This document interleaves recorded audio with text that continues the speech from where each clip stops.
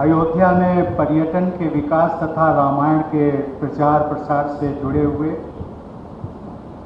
इस कार्यक्रम में प्रमुख रूप से उपस्थित प्रदेश की राज्यपाल श्रीमती आनंदीबेन पटेल जी, मुख्यमंत्री श्री योगी आदित्यनाथ जी, उप मुख्यमंत्री श्री केशव प्रसाद मौर्य जी, उप मुख्यमंत्री डॉक्टर दिनेश शर्मा जी, रेलवे एवं टेक्सटाइल राज्य मंत्री श्रीमती दर्शना जरदोश जी, पर्यटन एवं संस्कृति राज्य मंत्री डॉक्टर नीलकंठ तिवारी जी, श्रद्धेय संत समाज, गणमान्य अतिथियों, देवियों और सज्जनों, आप सबके बीच अयोध्या में इस राम कथा पार्क में आकर मुझे बेहद प्रसन्नता हो रही।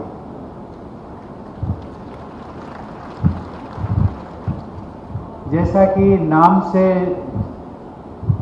चरितार्थ है राम कथा पार्क,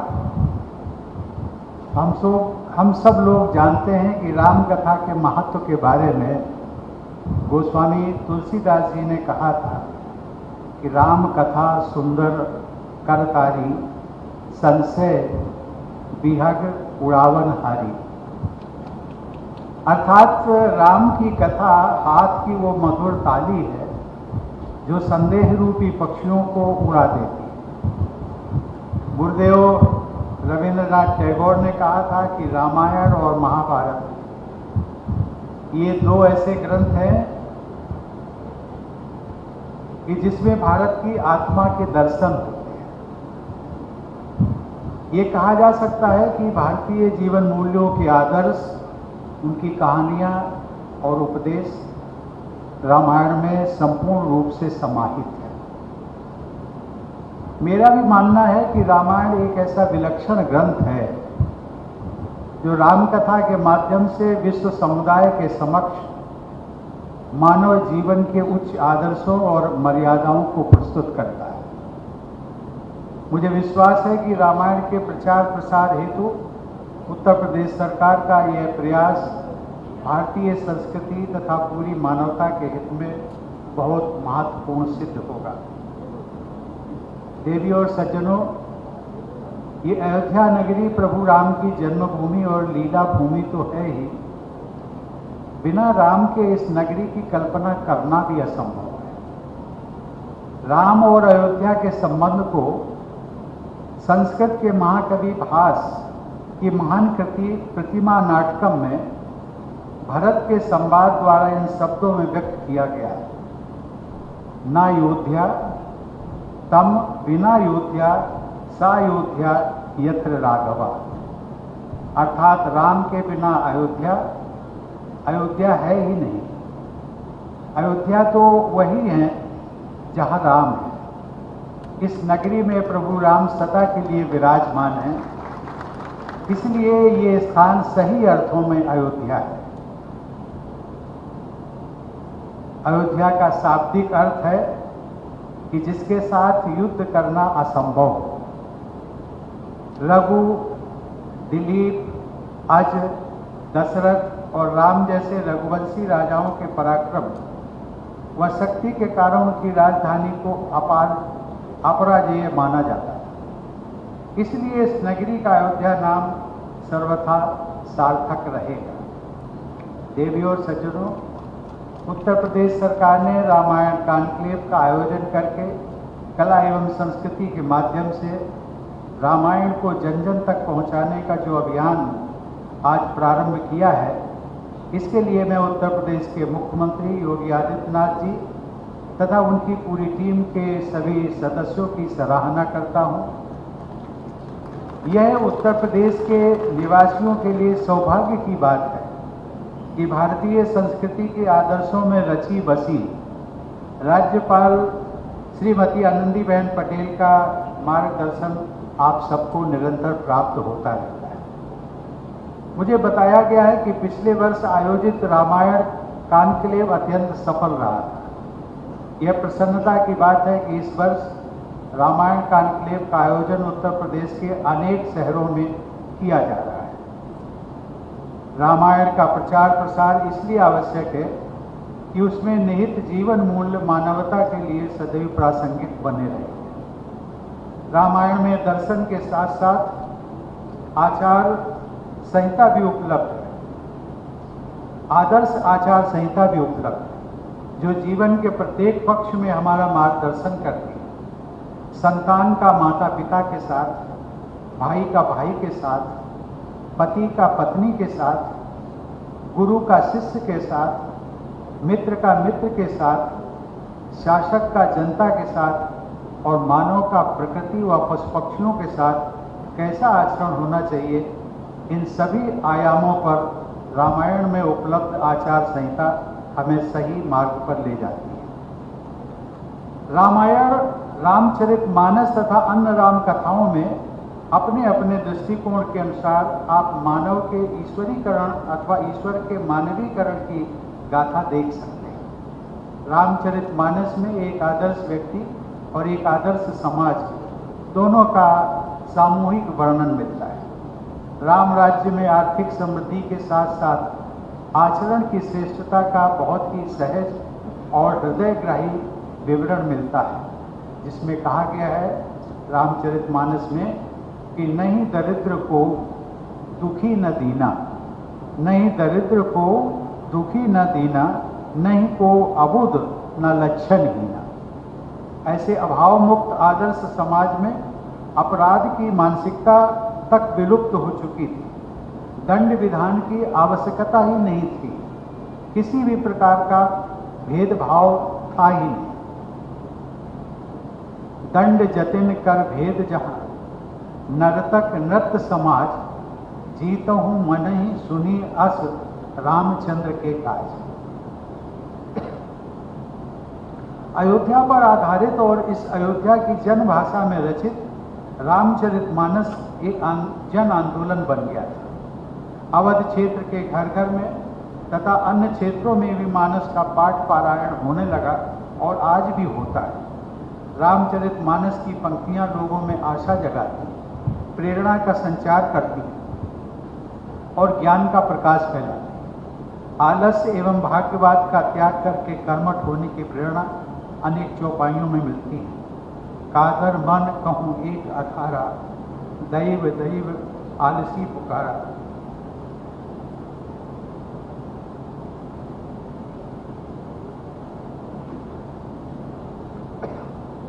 अर्थात यह दैव तो कायर के मन का एक आधार है, यानी तसल्ली देने का तरीका है। आलसी लोग ही भाग्य की दुहाई दिया करते हैं। ऐसी सूक्तियों के सहारे लोग जीवन में अपना रास्ता बनाते चलते हैं। देवियों और सज्जनों, सांस्कृतिक व धार्मिक पर्यटन को बढ़ावा देने और भारतीय संस्कृति के प्रति आकर्षण उत्पन्न करने की दृष्टि से आज का यह आयोजन बहुत ही महत्वपूर्ण है। भारत सरकार की स्वदेश दर्शन योजना के तहत विकसित हो रहे रामायण सर्किट से जुड़े प्रकल्पों का आज लोकार्पण हुआ है। इनसे पर्यटकों और श्रद्धालुओं को विभिन्न सुविधाएं उपलब्ध होंगी। आज तुलसी स्मारक भवन के विस्तार तथा नवीकरण कार्यों का शिलान्यास भी एक महत्वपूर्ण पहल है।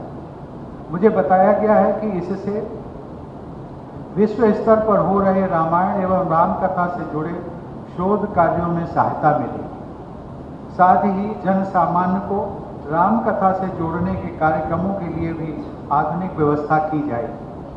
मुझे अवगत कराया गया है कि उत्तर प्रदेश सरकार द्वारा संचालित अयोध्या शोध संस्थान के तत्वाधान में एक बृहद विश्वकोश तैयार किया जा रहा है, जिसमें पूरी दुनिया में उपलब्ध रामायण व भारतीय संस्कृति से जुड़ी सामग्री का संकलन सुलभ रहेगा।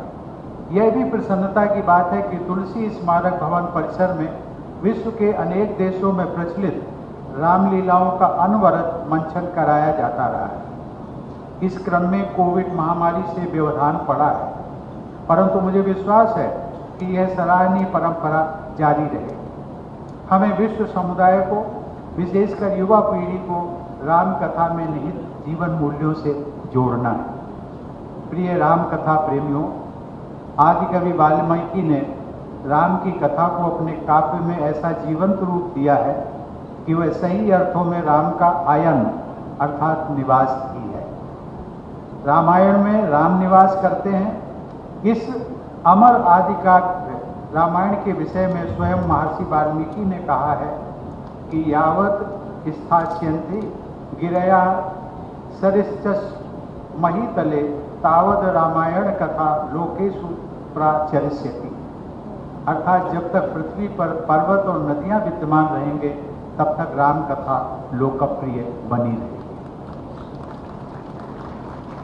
संस्कृत में रचित वाल्मीकि रामायण की कथा को बाद में अन्य कवियों ने अपनी अपनी कृतियों द्वारा जन सुलभ बनाया। राम कथा की लोकप्रियता भारत में ही नहीं बल्कि विश्वव्यापी है। उत्तर भारत में गोस्वामी तुलसीदास की रामचरितमानस, भारत के पूर्वी हिस्से में कृतिवास रामायण, दक्षिण में कंबन रामायण जैसे रामकथा के अनेक पठनीय रूप प्रचलित हैं। गोस्वामी तुलसीदास ने इसी क्षेत्र की भाषा अवधी में रामचरितमानस की रचना करके रामकथा को जन जन से जोड़ दिया। रामायण पर आधारित कविताएं, भजन, कहानियां, नाटक और गद्य लगभग सभी भारतीय भाषाओं के साथ साथ अनेक विदेशी भाषाओं में भी उपलब्ध है। देवी और सज्जनों, विश्व के अनेक देशों में रामकथा की प्रस्तुति रामलीला के आयोजन द्वारा की जाती है। इंडोनेशिया के बाली द्वीप की रामलीला विशेष रूप से प्रसिद्ध है। मालदीव, मॉरिशस, त्रिनिदाद व टोबैगो, नेपाल, कंबोडिया और सूरीनाम सहित अनेक देशों में प्रवासी भारतीयों ने रामकथा व रामलीला को जीवंत बनाए रखा है। इसके अलावा रामकथा पर आधारित चित्रकारी व अन्य कलाकृतियाँ भी विश्व के अनेक भागों में देखने को मिलती हैं। रामकथा प्रेमी प्रवासी भारतीयों ने मॉरिशस में इंटरनेशनल रामायण सेंटर की स्थापना की है। वहाँ हर आयु वर्ग के लोगों को रोचक तरीके से रामायण को समझने और आनंद लेने की सुविधाएं स्थापित की गई। इस प्रकार रामकथा का साहित्यिक, आध्यात्मिक और सांस्कृतिक प्रभाव मानवता के बहुत बड़े भाग में देखा जा सकता है। भारत ही नहीं, विश्व की अनेक लोक भाषाओं और लोक संस्कृतियों में रामायण और राम के प्रति सम्मान और प्रेम झलकता है। यहाँ तक कि पिछली पीढ़ियों में ऐसे अनेक लोग रहे हैं जो स्कूली शिक्षा से वंचित होते हुए भी राम कथा पर गहरी रुचि व ज्ञान से परिपूर्ण होते थे और वे समाज का सदैव मार्गदर्शन करते थे। मैं तो समझता हूँ कि मेरे परिवार में जब मेरे माता पिता और बुजुर्गों ने मेरा नामकरण किया होगा तब उन सब में भी संभवतः राम कथा और प्रभु राम के प्रति वही श्रद्धा और अनुराग का भाव रहा होगा जो सामान्य लोकमानस में देखा जाता है। देवी और सज्जनों, मुझे यह जानकर प्रसन्नता हुई कि इसी वर्ष जुलाई में थाईलैंड की राजकुमारी द्वारा दिल्ली में थाई रामायण राम किएन का विमोचन किया गया। यह भी एक ऐतिहासिक तथ्य माना जाता है कि अयोध्या पुत्री राजकुमारी सूरीरत्ना कोरिया के महाराजा की पत्नी के रूप में प्रथम शताब्दी में वहाँ की महारानी बनी थी। सूरीरत्ना को कोरिया में क्वीन हियो के नाम से जाना जाता है। सन 2018 में दक्षिण कोरिया गणराज्य की प्रथम महिला ने अयोध्या में आयोजित दीपोत्सव समारोह में भाग लिया और उनके स्मारक के भूमि पूजन का शुभारंभ भी किया।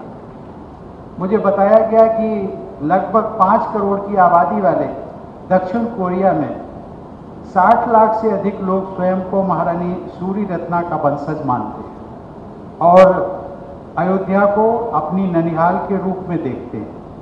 रामायण की कथा के अनुसार नेपाल से भी राजा जनक का संबंध स्थापित होता है। इस तरह अयोध्या व रामायण अनेक देशों के साथ हमारे संबंधों को सांस्कृतिक शक्ति प्रदान करते हैं। पूरे दक्षिण पूर्व एशिया में रामायण तथा भारतीय संस्कृति का प्रभाव दिखाई देता है। थाईलैंड के एक शहर का नाम अयुथया है जो अयोध्या का ही थाई रूप माना जाता है। अनेक विद्वानों ने मध्य व उत्तर पूर्व एशिया सहित मिस्र तथा विश्व के अनेक क्षेत्रों में रामायण की कथा से जुड़ी कलाकृतियों, शिलालेखों और चित्रों का उल्लेख किया है। देवियों और सज्जनों, रामायण में राम भक्त सबरी के प्रसंग से हम सभी परिचित हैं। उसकी प्रस्तुति हमने कुछ देर पहले यहाँ देखी। हमारी बहन पद्मश्री से सम्मानित मालिनी अवस्थी द्वारा जी जो प्रस्तुति दी गई वो बैठी हुई हैं सामने बहुत अच्छा लगा और अवधी भाषा में उसकी प्रस्तुति की। यह प्रसंग सामाजिक समरसता का अनुपम संदेश देता है। महान तपस्वी मतंग मुनि की शिष्या सबरी और प्रभु राम का मिलन एक भेदभाव मुक्त समाज व प्रेम की दिव्यता का अद्भुत उदाहरण है। इसी प्रकार निषाद राज के साथ प्रभु राम का गले मिलना और उन दोनों का मार्मिक संवाद समरसता, सौहार्द और प्रेम की उत्कृष्टता का अनुभव कराता है। अपने वनवास के दौरान प्रभु राम ने युद्ध करने के लिए अयोध्या और मिथिला से सेना नहीं मंगवाई थी। उन्होंने कोल, भील, बानर आदि को एकत्रित कर अपनी सेना का निर्माण किया। अपने अभियान में जटायु से लेकर गिलहरी तक को शामिल किया। आदिवासियों के साथ प्रेम और मैत्री को प्रगाढ़ बनाया। प्रभु राम द्वारा ऐसे समावेशी समाज की रचना सामाजिक समरसता व एकता का एक उत्कृष्ट उदाहरण है जो हम सबके लिए आज भी अनुकरणीय है। सार्वजनिक जीवन में प्रभु राम के आदर्शों को महात्मा गांधी ने भी आत्मसात किया था। वस्तुतः रामायण में वर्णित प्रभु राम का मर्यादा पुरुषोत्तम रूप प्रत्येक व्यक्ति के लिए आदर्श का स्रोत है। गांधी जी ने आदर्श भारत की अपनी कल्पना को राम राज्य का नाम दिया। बापू की जीवनचर्या में राम नाम का बहुत महत्व था।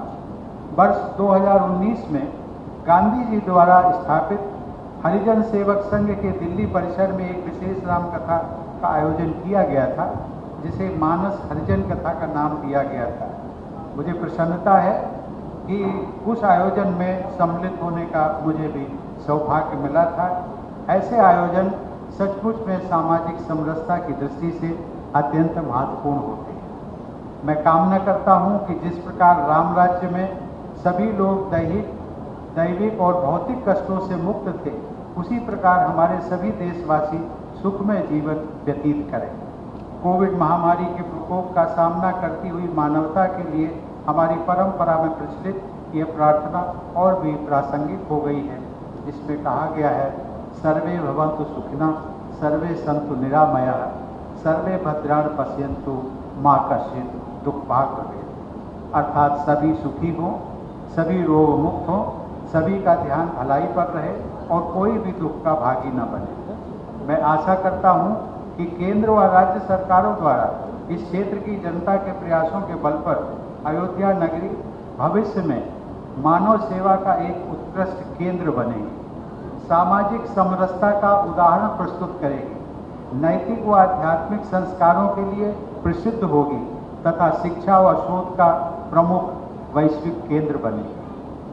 देवियों और सज्जनों, इस रामायण कॉन्क्लेव की सार्थकता सिद्ध करने हेतु यह आवश्यक है कि राम कथा के मूल आदर्शों का सर्वत्र प्रचार प्रसार हो तथा सभी लोग उन आदर्शों को अपने आचरण में ढालें। समस्त मानवता एक ही ईश्वर की संतान है, यह भावना जन जन में व्याप्त हो, यही इस आयोजन की सफलता की कसौटी है। इस संदर्भ में रामचरितमानस की एक अत्यंत लोकप्रिय चौपाई का मैं उल्लेख करना चाहूँगा। इसमें कहा गया है कि सिय राम में सब जग जानी, करो प्रणाम जोड़ जुग पानी। इस पंक्ति का भाव यह है कि हम पूरे संसार को ईश्वर में जानकर सभी को सादर स्वीकार करें। हम सब प्रत्येक व्यक्ति में सीता और राम को ही देखें। राम सबके हैं और राम सब में है। आइए हम सब स्नेहपूर्ण विचार के साथ अपने दायित्व का पालन करें। मेरी शुभकामना है कि रामायण के प्रचार प्रसार से जुड़े आप सबके सभी प्रयास सफलतापूर्वक संपन्न होंगे। धन्यवाद। जय हिंद।